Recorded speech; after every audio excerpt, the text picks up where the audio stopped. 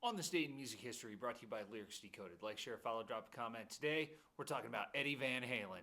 Eddie Van Halen was on the Mount Rushmore of guitarists. Absolutely one of the best to ever pick up the instrument. You can argue that Jimi Hendrix was the best. You can argue that Stevie Ray Vaughan was the best. You can argue that Buddy Holly was the best. But there is no doubt that Eddie was one of the best. You cannot compare him to anybody else. The band Van Halen was his home, and that was his namesake music base. You can't say anything that hasn't already been said. Eddie and his band and the revolving door of lead singers absolutely defined an era of music with the 80s, and then when they grew a social conscience in the 90s, they changed their sound quite a bit, but that didn't stop Eddie from making incredible music.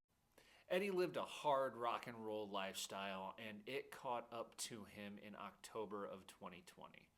Eddie Van Halen left behind an incredible legacy of music. He left behind a child in Wolfgang Van Halen, who is an incredible musician in his own right. I got to catch him a few years ago. I highly suggest you check him out.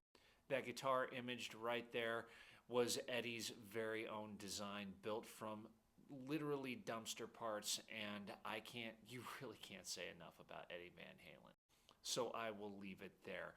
Follow me on Lyrics Decoded. That's my podcast with my buddy Rob. We talk about all things music history. Come back here every single day. Become a music minion. Hit that follow button. I love you, and I will see you tomorrow.